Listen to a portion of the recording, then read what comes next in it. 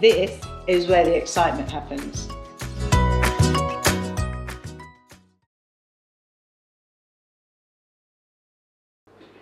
Here we are on day 5. What you might notice is that your starter has become quieter. All that effervescent growth that you had on day 3 or 4 will suddenly have become a bit less, and that's okay. That's normal. At this point, your starter is starting to grow and build its strength. So don't worry if you end up with a starter that's a bit lower like this one is. So what you'll see is we've got some smaller bubbles. There's still texture all the way through it, but it's not going to be as wild and effervescent as it was the previous couple of days. And if you're using a different kind of flour, you might not get that effervescence at all. If you use a whole grain flour, you'll get a completely flat surface and the texture is further down. So we are now on our day 5, and all we want to do is just feed it today. So we're going to give it some extra. As usual, 30 and 30. Don't ask me why I do 30 and 30, it's just what I did. When I first started making them, it seemed to me to be a good quantity. Plus it works well with keeping it at a nice level. Stir it up. Again, doesn't need to be anything too super smooth. You're going to really start to get the smell coming through. You're going to start to really smell what the sourdough is like. So here we go. Again, it's quite lumpy. Think about a thick pancake batter, something like that. If at this point, or any of the points along this process, your starter is becoming quite thin, that will possibly either be because your flour isn't strong enough or it's warm in your kitchen. When it gets warmer, when it starts to get over, say, 20, 22 degrees, your starter will start to work faster, which will make it thinner. If that is the case, do not fret, all is not lost. All you need to do is top it up with just some flour and bring it back to the thickness it was before. So you're just giving it more food to work at that faster rate. A really key thing to know with starters is they are extremely resilient. They're actually very hard to kill. And it can be quite a fear factor when you first start making a starter. I get lots of messages from people going, "Oh, have I killed my starter?" It's really unlikely. They are really quite hard to kill. The only time that your starter probably needs to be given a very sad burial is if it has got mould. And mould on a starter tends to be either orange or pink. If you've got green furry bits up the side as well, that ain't so good. But you can also make sure that that doesn't happen by scraping it down, keeping it clean. So whilst we're on the counter, we've just got the loose lid so that we can let any gases out that it's building. When it goes in the fridge, we'll have the clips back on so that it doesn't get contaminated by anything. But another thing to keep in mind is fruit flies love sourdough starter. So if you start to get that problem at all, then make sure that you've got maybe a mesh cover over it or something whilst it's developing. So that's our day 5 action done. Day 6 of making our starter. And what you'll see again, we've got texture. You might even be able to hear as I stir it. Let's see. Can you hear me? Sometimes when you stir them like that, you'll be able to hear the snap, crackle and pop. And I can see it. Look. You can see bubbles all the way through it. That's what you want. It's the bubbles that are going to build the sourdough. So again, on this day, we're going to remove half.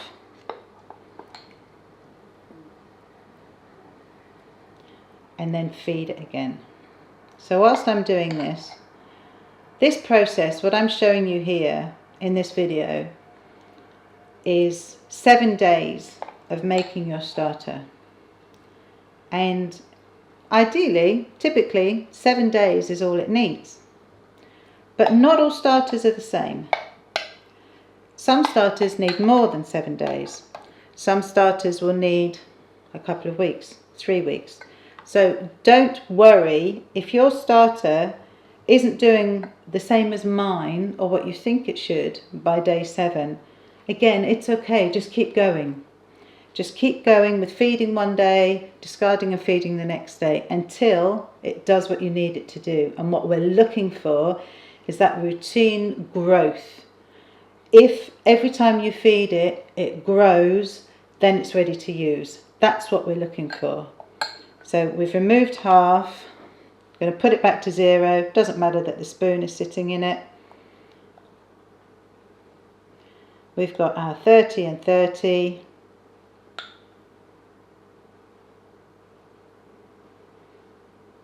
Oh, look at that. Just done. And then we're going to stir up again.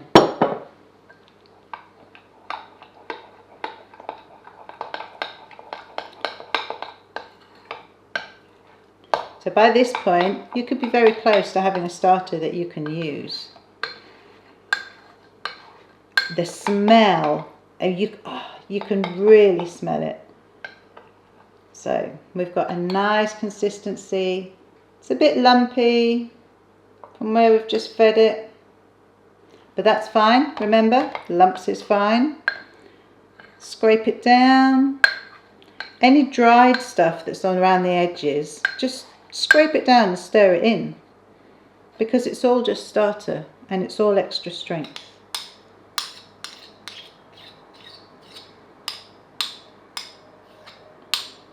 Scrape them off just because that's what I do. Lid back on and back on the counter. And with the discarded element that you've got, put the lid back on that until you decide what you're going to do with it. You can just put the lid on and leave it in the fridge. So there's our day 6, done, back on the counter.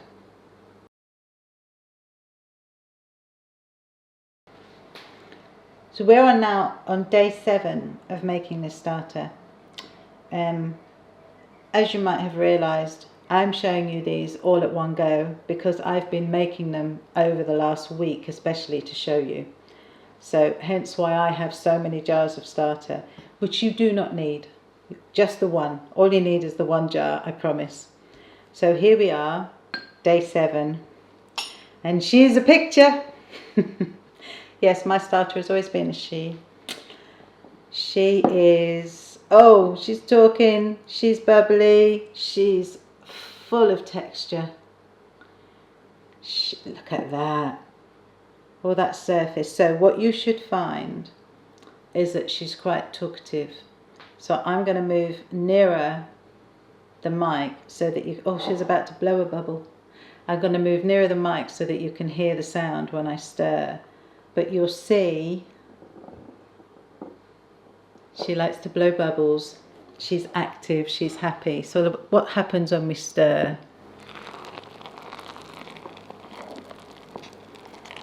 Look at that.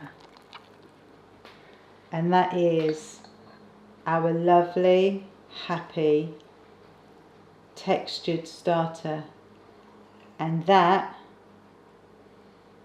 is now ready to use. So for this now, with this lovely jar full of starter, oh, she's so pretty. This can now be used to make dough. And don't worry that I've stirred it, or if you've stirred it and it's collapsed, it's fine. It's still full of power. It's still full of all that strength.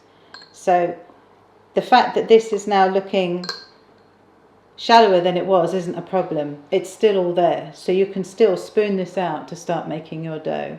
Or, like I said, if it hasn't done that routine growth and development and you don't feel it's ready yet, then keep on with the process.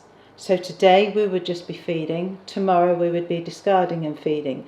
And you can keep on doing that process until you feel confident that it's ready. So those are the key steps of making your starter. You know, the ingredients for a starter really is your flour, your water, time, patience. Patience is very much a necessity in sourdough rather than a virtue. And just being aware of your environment and the room temperature, because it will make a difference. So if you are living somewhere that's particularly warm, you may find that your starter grows very quickly, in which case you might need to do these actions twice a day to keep up with it. Or the best thing to do is to keep it in the fridge during the hottest time of the day and just take it out in the evening to do your feeding or your discarding and feeding. Let it sit overnight and back in the fridge in the morning. And it's just a case of managing that to make sure it doesn't get too thin. But remember, if it does become thin, it's okay. Just give it some extra flour. So I will move on now and show you what some different starters look like, made with different flours, also so that you can see what a thinner starter looks like. But that is how you make a beautiful sourdough starter. A couple of things to show you along the way. If your starter has just got a really flat, inactive surface and it feels just a bit smooth and untextured and unexciting as you're going along, it could well be because your flour isn't strong enough. And it might be that all it needs is an influx of a different flour. At any point in this process, you can change the flour you're using. It will be fine and it might even like it. So if you think that something isn't working right, try a stronger flour, try a whole grain flour, or what might be worth doing, which I often suggest, is take the starter you've created and split it in half, put another half in another jar and feed them both different flours and see which one it likes. Because sometimes it's just all it needs. It's just a change up of the food. If it's flat, it's just got a really flat surface, teeny tiny bubbles, not doing very much. It might just be that it just needs something changing. Typically the flour, sometimes the water. Okay, so the best thing to do is to have a try and have a play with it and try and figure out what the thing is. But the thing to remember is it's just flour and water, just fermenting flour and water. So there will be an answer, and don't be too precious about it or too scared. It's very easy to worry about our little babies, but I promise, as I'll keep saying, they're really hard to kill. So the other thing to show you is if a starter gets hungry. So what you'll typically find is a hungry starter will have a layer of dark, murky water on the top. I tried to make one really hungry to show you that, and I didn't quite manage it. But if you are living somewhere warm or you haven't used your starter for a while and you get it out and you notice it's got this layer of murky water on it, again, it's fine. It's not ruined. It's just hungry. And actually, if you stir that in before you feed it, what you do is give it extra flavour, because the reason it's created that murky water is because it's been over fermenting. It's been desperate for food and it's kept fermenting, wanting to eat. So it's separated and produced this water. And that will be really lots of extra flavour from that fermentation. So if you stir it in and then feed it, what you'll find is you've given it some extra flavour. It may also end up being a little bit thinner at that point, in which case give it extra flour. So this is a hungry starter, and what you'll see, look, there is very little to it at all. So what that would need, and yeah, it's just like a drink. It's like milk. All that would need is some extra flour to thicken it up. And this isn't going to, there's no magic formula of how much you need, of how much flour you need, because you're going to need to do it by feel. Because what you need is enough flour to thicken it up again, to take it back to the texture that it was. So on this occasion, just put in the flour, thicken it up again. You can add a bit more if you need it. Let it respond and grow, and then the next day you can discard some, you can cut it back down, and you can carry on with the process. So see, that hungry starter, I've now thickened it up again. So it's still got all that life and strength and flavour in there. And we're just going to leave it to grow again and do its work. So that's all you need to do if your starter becomes like that and gets hungry. Another thing that can happen is if you live in quite a dry environment, sometimes your starter can end up with quite a dry surface. And what that dry surface will do is stop it growing from underneath. So if that's the case and you live somewhere quite dry, scrape the surface off. Make sure you keep it well covered. In this instance, you might need the lid and the clips to stop it from drying out. But if that keeps happening, just keep removing it. All that's happening is the surface is drying out, and therefore it's stopping it from growing because of that extra weight. But again, these things can all be fixed. And what I wanted to show you as well on here, discarded starter is not dead starter. It still has life in it. So this is discarded starter that I've collected across the week as I've been making these. And you'll see still incredibly textured and active, because it's still just starter. It's just unfed starter.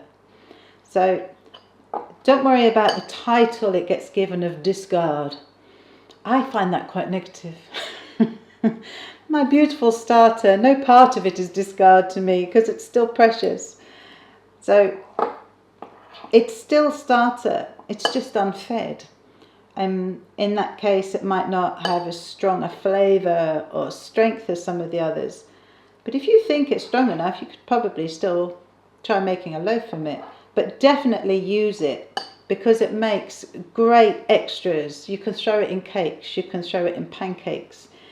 There's so much that you can do with it, so it doesn't need to go to waste. And it's, you know, this is still popping away. As you'll see, I very happily spend a lot of time stirring my starter because they're so pretty.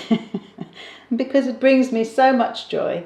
So I hope that you will feel the same way about yours as time goes on. And don't worry about the stirring it. You know, I'm not hurting it. It's still there. It's still all of that lovely fermented flour and water. So let me show you now what a whole grain version looks like.